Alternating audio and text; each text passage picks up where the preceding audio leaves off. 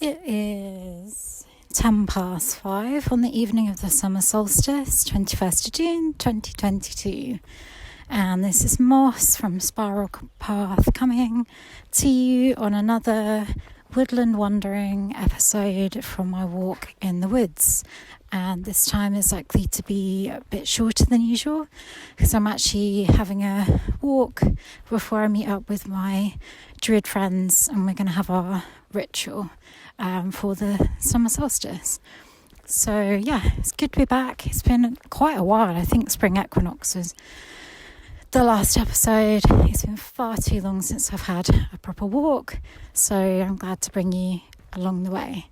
And everything is so overgrown. The path is really shrunk in on itself, and there is, just trying to ID it.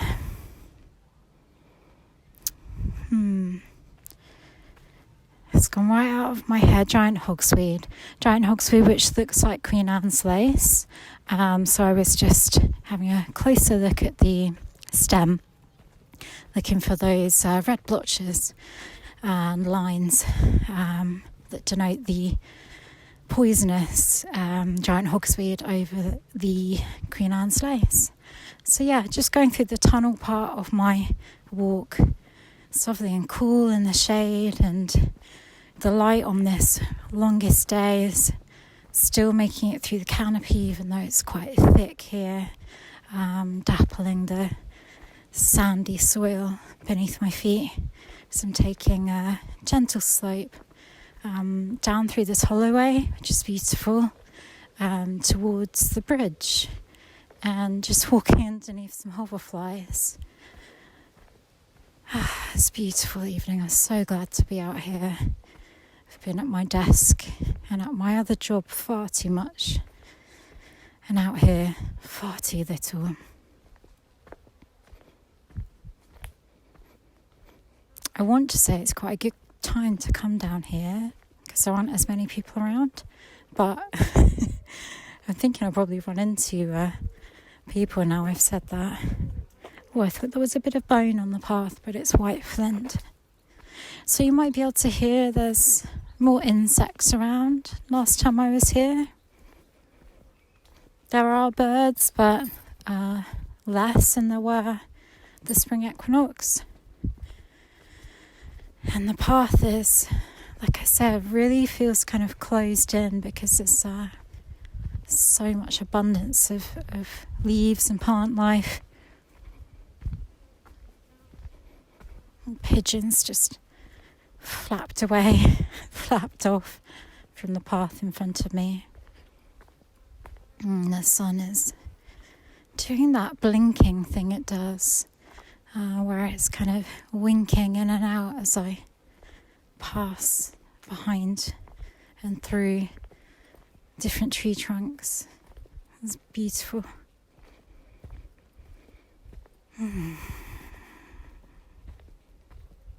I feel myself settling into the space, leaving my life behind.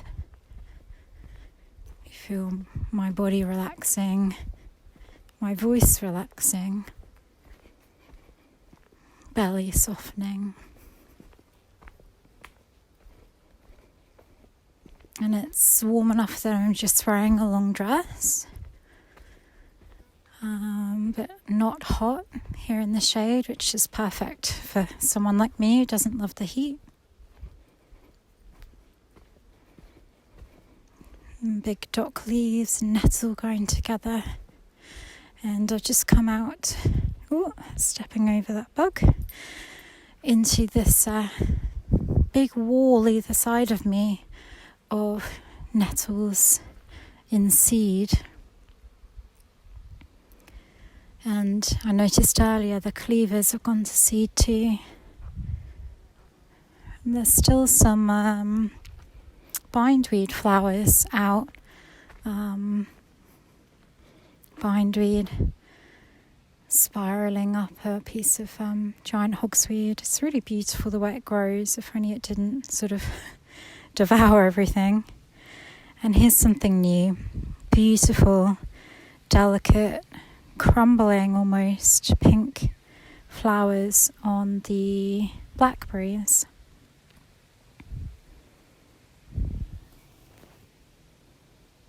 And there's still some cleavers in there. Everything is reaching up towards the sun. More giant stands of dock leaves. You can probably hear the trees. A very small corner of woodland here that the path now runs through. It's opened out from the holloway.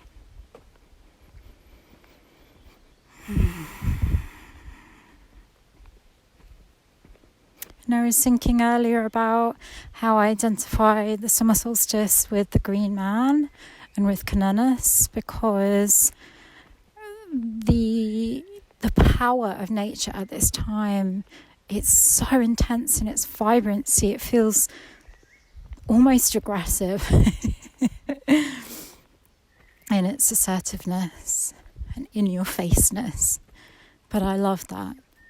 It's a power that I like, that I feel I can harness, and that is nice to see everything around me just in full reach and bloom and growth, absolute fullness. That's nice.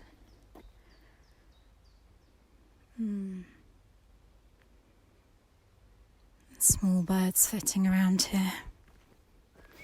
I'm just passing a bank absolutely full. Spider on my hand. Absolutely full of ferns. I'm stopping to stroke.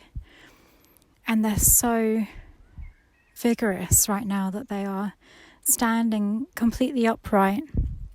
Often you see the large leaves of ferns sort of down at ground level, and these are spiraling towers reaching straight up to the sky.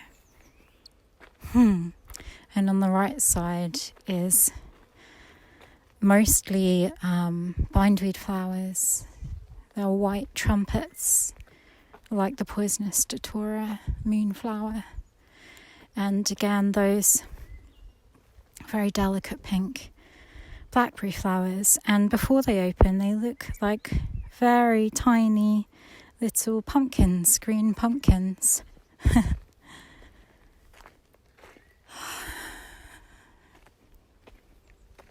Wherever you are, I hope that you are able to engage either with the solstice in some way, but primarily with this sense of peak growth and abundance.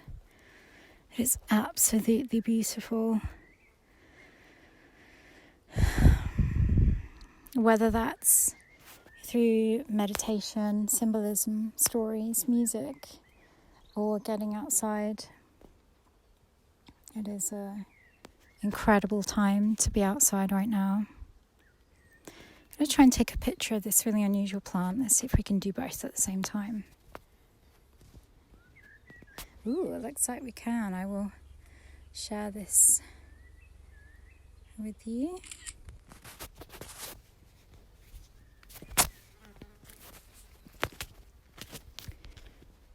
So many of they're quite white in the shade actually, the blackberry flowers. Ooh, lots of bees here. I'll see if you can hear them.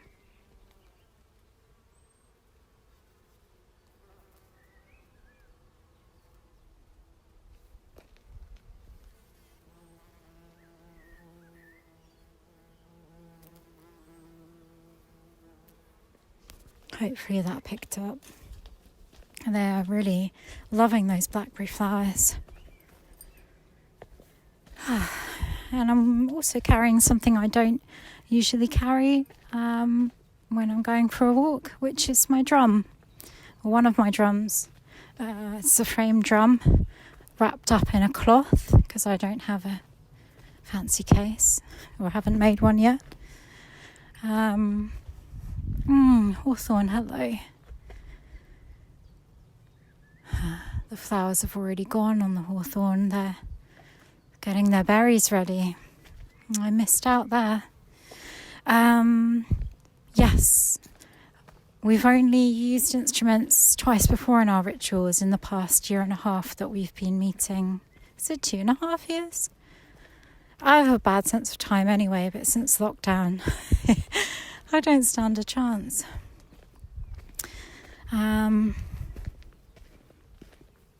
Yes, but I never thought I would end up playing a drum. But I find it is an excellent way to drop me into that sacred space mentality in ways that other things are a bit more sporadic and take a little bit more time. So, and there's some folks coming. I will stop now.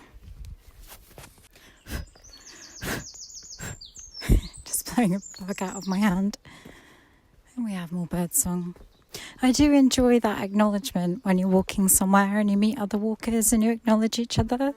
I don't like it when you don't. It feels kind of awkward. But there's just something fun about acknowledging we're doing the same thing. Even sometimes when I'm, wearing a cloak or carrying a staff, or I don't know, I guess I always look a bit different with dreads and the way I dress and stuff. So it's nice and people feel comfortable enough to say hello rather than ignore me. Now I'm passing under the bridge, if the sound goes differently, that you may have seen in some of my pictures. Ooh, can you hear that? I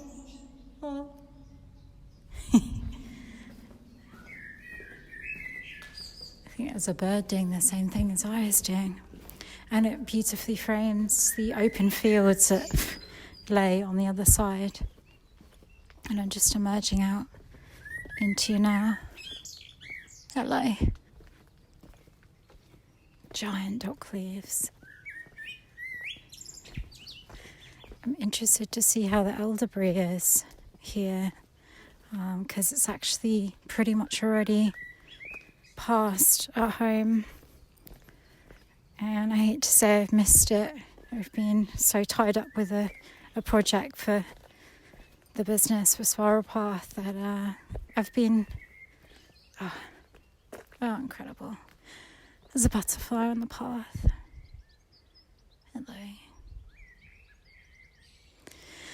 Yeah, that's why I haven't been for a walk, and although I have managed to keep up with most of my herbs at home with picking them, drying them, bagging them, I missed the elderflower, sadly. So, here we have our first elderflower bush. Flowers are out.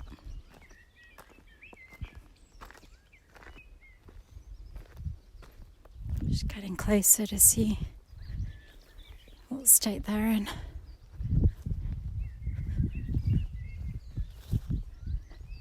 Let's have a look. Bend a branch down.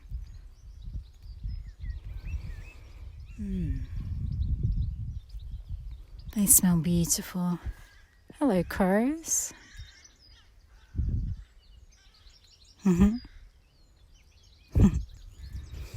They are good. They are just on the edge of going past it. I'm going to head to what I call Elderflower Alley, where there's a whole hedgerow of elderflowers in a row. Maybe only about several trees, but they're big enough that, if they've not passed it, I know I can consistently go there.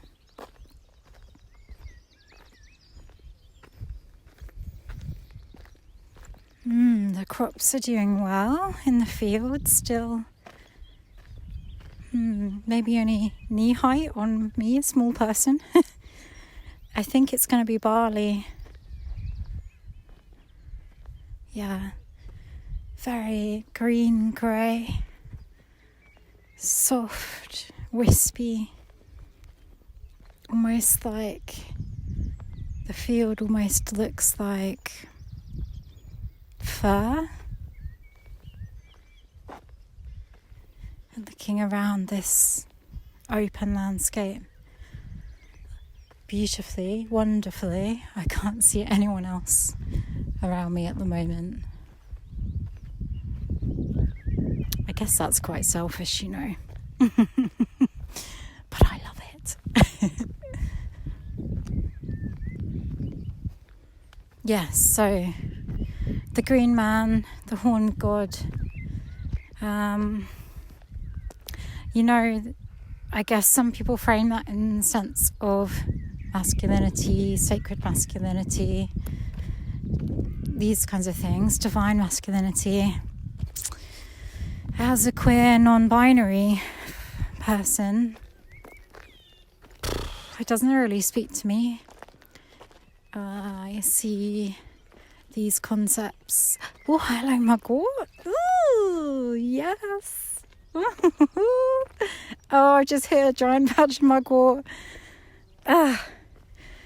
Okay, I'm going to have to stand here and finish my thoughts and then pick me some mugwort.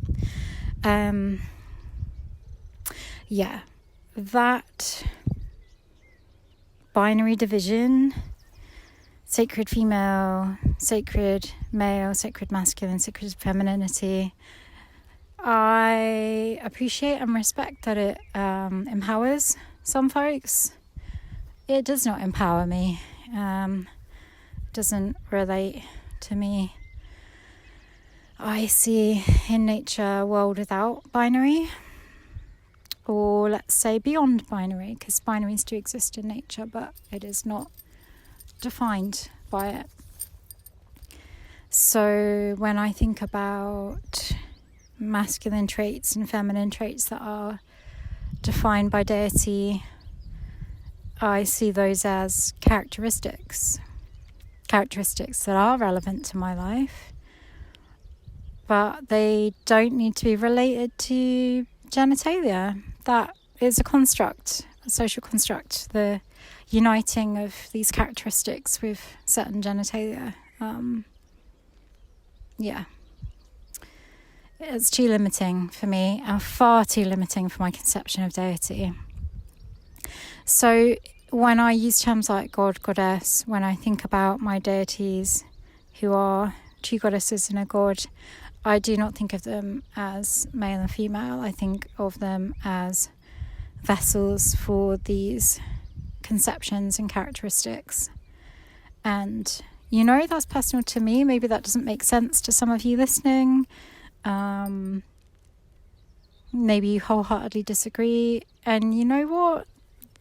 The world, especially the world of magic and deity, is big enough for all of our ideas.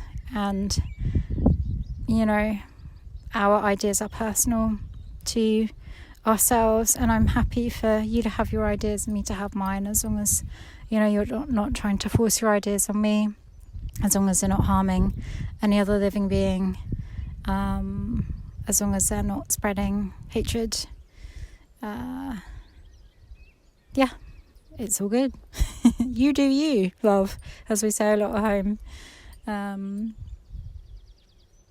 Yeah, I think that's all I want to say on that for now, because I'm mightily distracted by this beautiful view in front of me. There is a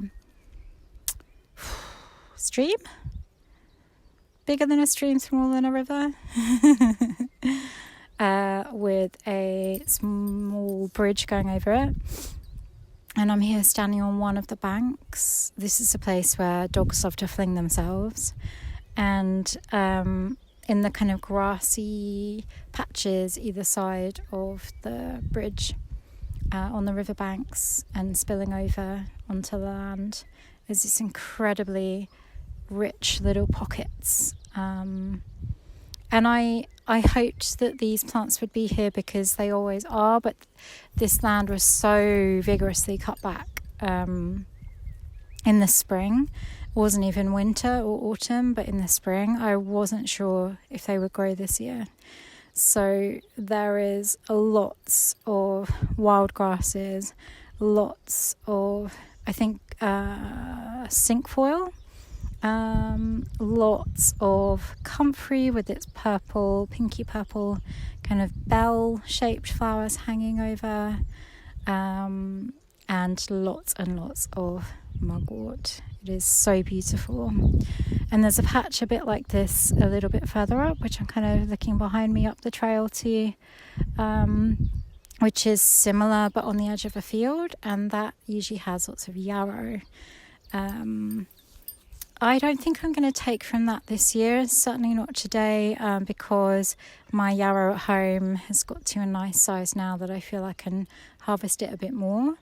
And I still have some left from last year, so I don't want to be sort of needlessly appropriative. But I did plant mugwort seeds and they did not grow at all.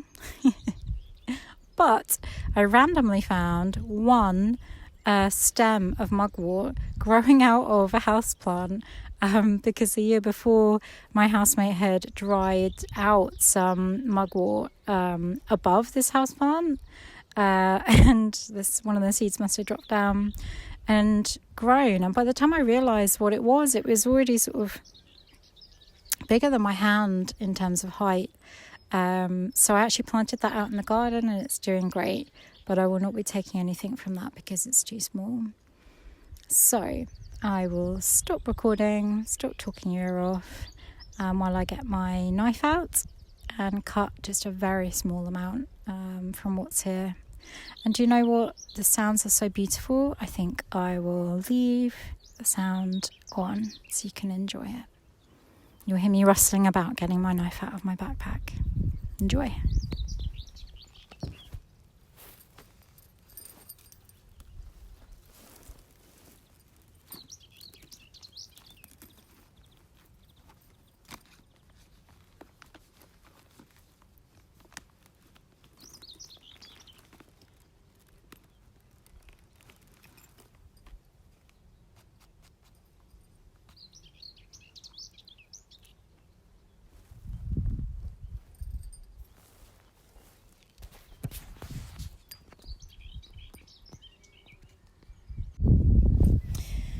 So I just picked 3 stems. I didn't want to take too much. I always go by the 10% at the very most rule. I've taken far less than that.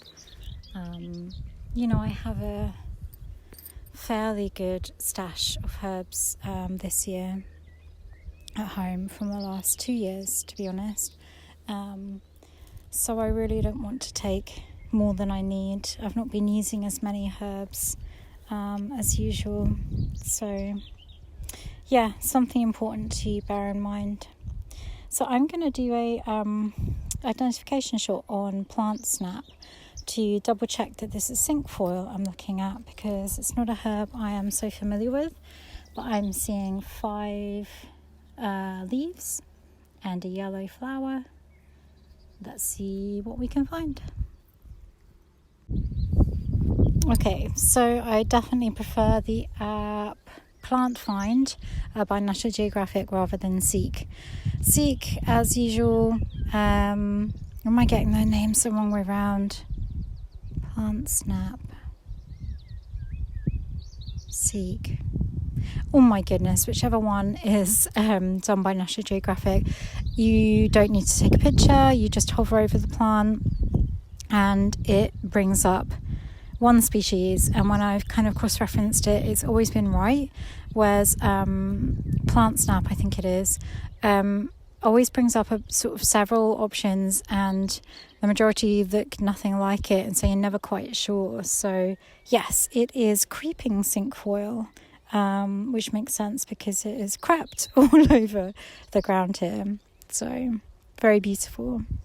So I'm going to pop these mugwort, nice tall mugwort plants into my wicker rucksack and carry on walking.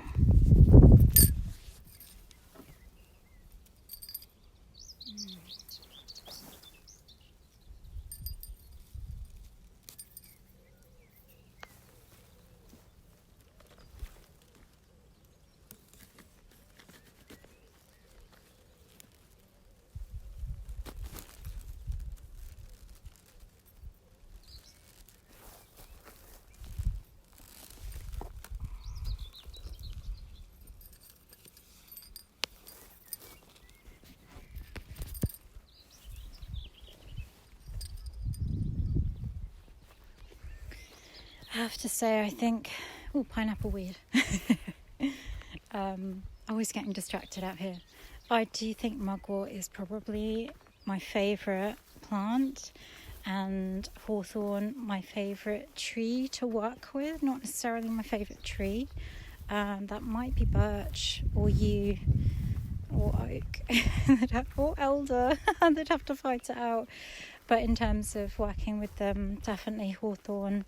And mugwort, it's just, I have my forearm is tattooed with mugwort for a reason, because it just is a plant that speaks to me. Its smell is magic and otherworldly, and it smells like the colour sort of purple lavender, as in purpley, grey, lavendery, moonlighty kind of colour. I don't know if anyone else gets a sense of colours from smells, but that is how mugwort smells to me. And I suppose part of that is maybe also to do with the fact of its silvery underleaves. It's a truly enchanting, bewitching herb. I mean that in the best possible way. Now I'm walking underneath a beautiful large willow tree, if you can hear it swaying gently. And I'm walking alongside that same, is it a stream, is it a river? Now here's an elder that's in full sun, and the flowers have long gone over. Can see sort of what will be the berries, so that's interesting. And Bethany there as well. It smells beautiful, it smells fresh, green. Here's a nice old hawthorn. The ground is dry. I sometimes take my shoes off on this path, but there are, if you can hear how leafy it is underfoot, that is very large amounts of broadleaf plantain, which, I think I'm going to have to stop and pick. I have so many friends and housemates who struggle with hay fever. This is really just the best. And a plant with a really interesting history, because I'm talking Plantago major.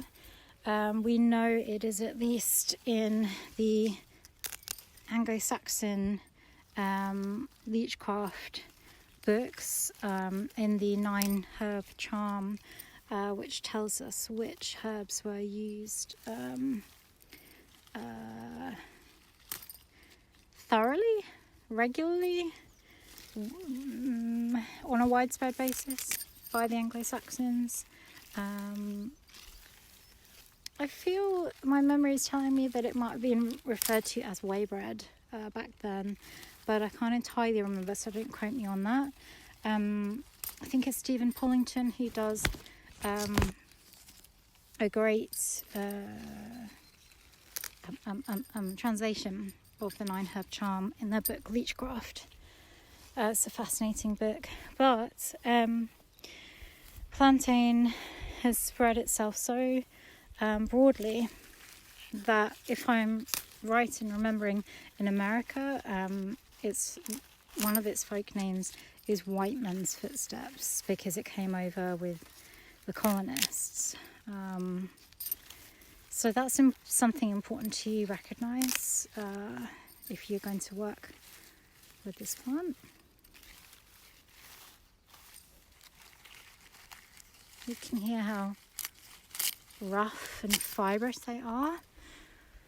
And I'm walking, so I'm spreading out my collection over an area, so I'm not taking it all from one place. Oh my goodness, Jesus! Sorry. Oh. Folks, that is not how to be surprised by a runner falling into a rabbit hole.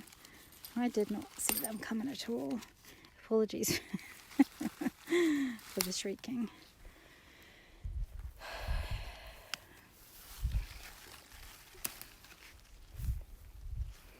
And I have also seen, but not in this area, but on my walk today, Plantago lanceolata, named, I think, lanceolata.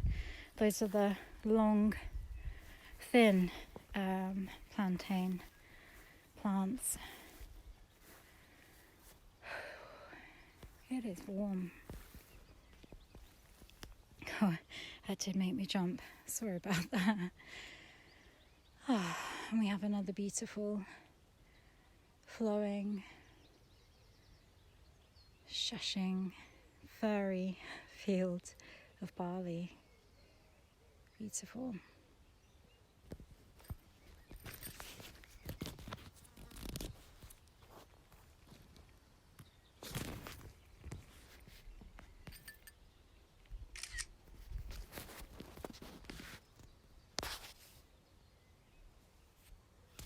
Had to take a picture of that beautiful sun over the crops.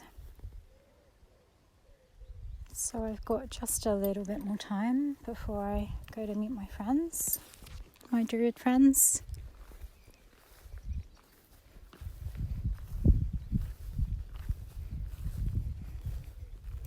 There's the aforementioned rabbit hole.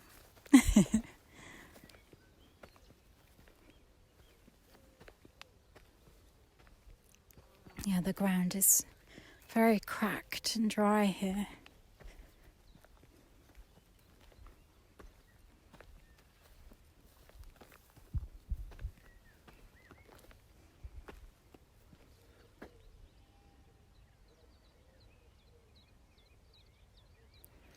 And I've stopped because there's always this clump of plant here mixed in with the crops that I look at and think, is that milky oat straw?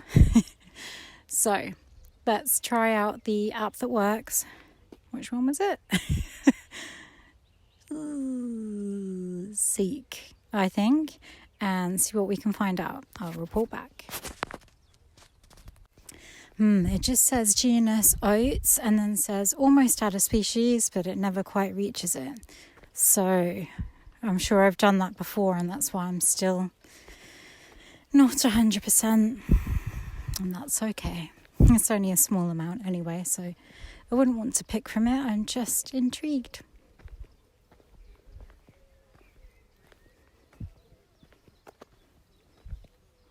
Now we're coming up to, not quite yet, but I can see it there.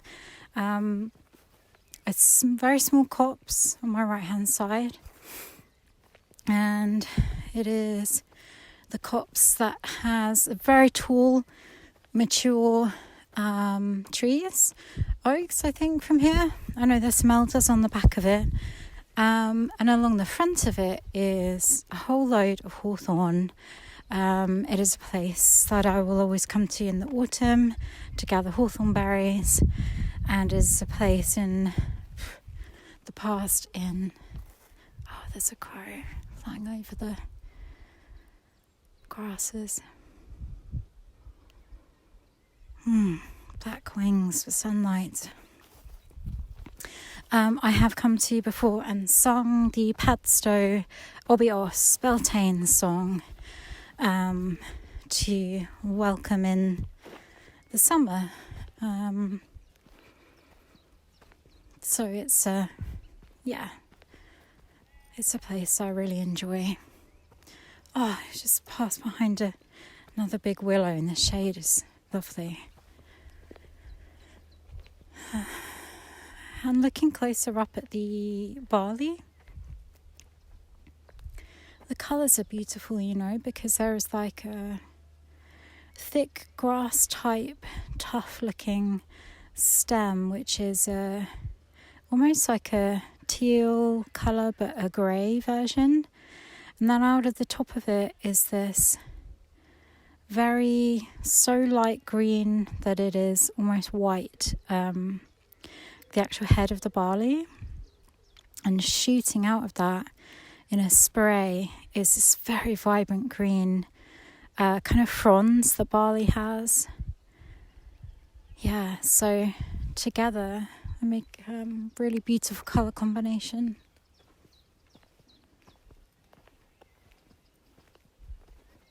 Lots of plantain here. Wow. Okay, I'll just pick a few if you insist.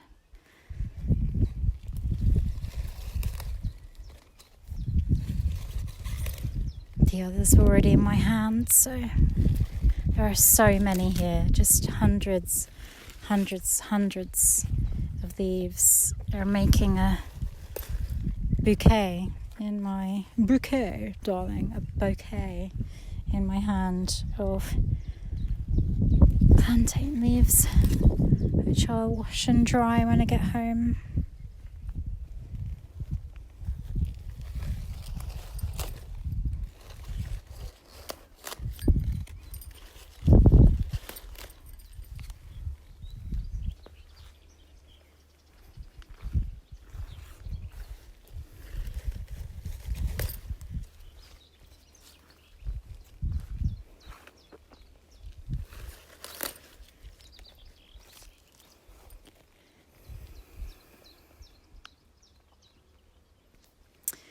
And tantalizingly, with my hawthorn friends close by, I'm gonna turn around and start heading back.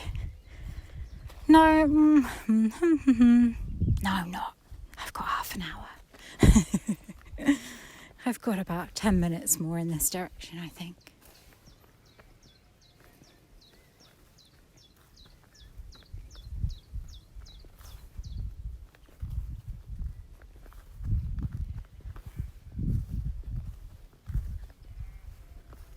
The clouds are very wispy in the sky today, like someone has started to stir in cream to their coffee and they've kind of left half of it just with these thin trails. More comfy with the bees. Lots of bees.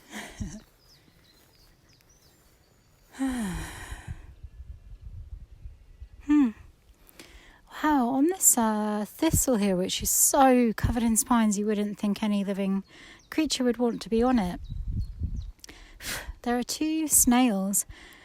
One sucked onto the plant and the other one sucked onto the other one. Yeah, that's interesting.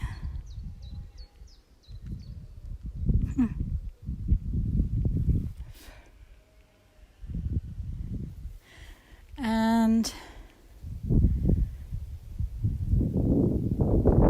yeah, just enjoying that breeze.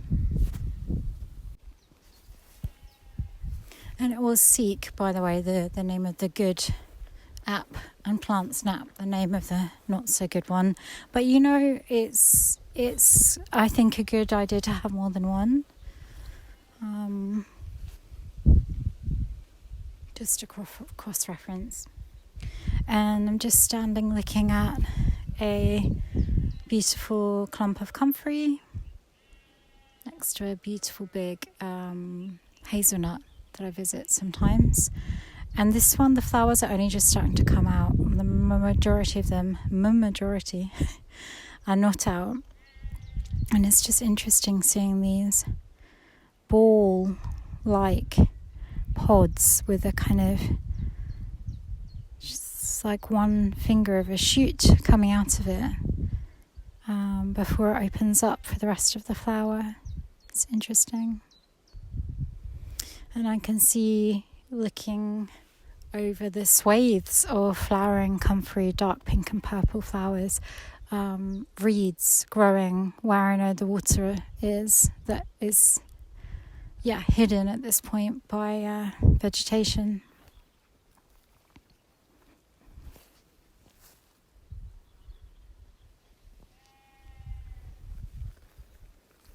A sheep in the background.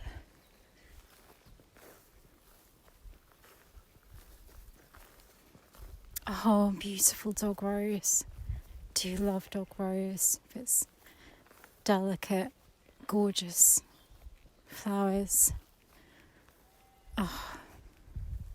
And the yellowy green of its leaves, that yellow's gorgeous against the green, and the pink of the flowers. And the flowers look so delicate, like they're made out of paper. Or tissue paper, maybe. And close by, it stood next to a very young oak tree. Bushy, but small. Okay. Now I'm turning around to meet my friends with my drum, my bouquet of broadleaf plantain, my basket of mugwort. It's been a poppy nestled in the grasses.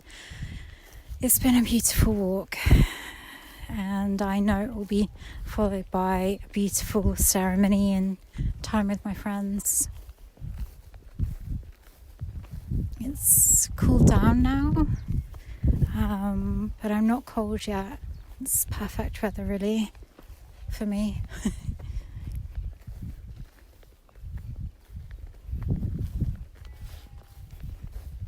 It's nice to think about other people and all the different celebrations or pineapple weed around the world that people will be doing for the solstice this evening, whether that's with friends, with groves and covens, or just acknowledging the day, maybe sitting in gardens, parks.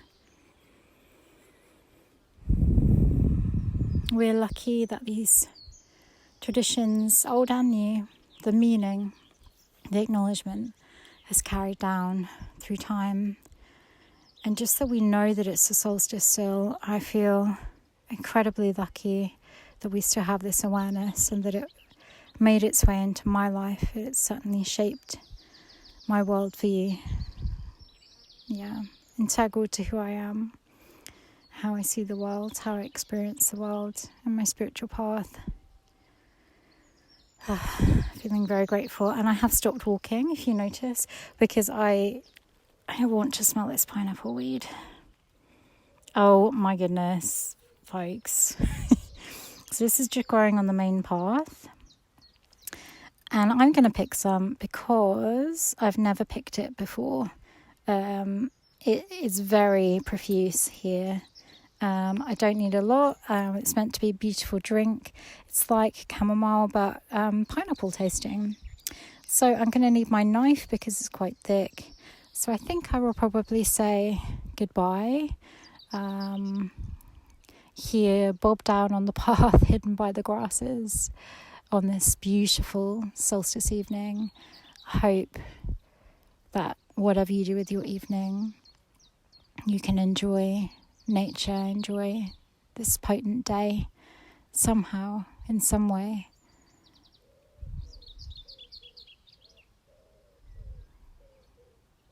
Just enjoying the sounds. Wishing you a very happy solstice and longest day. Bye, folks.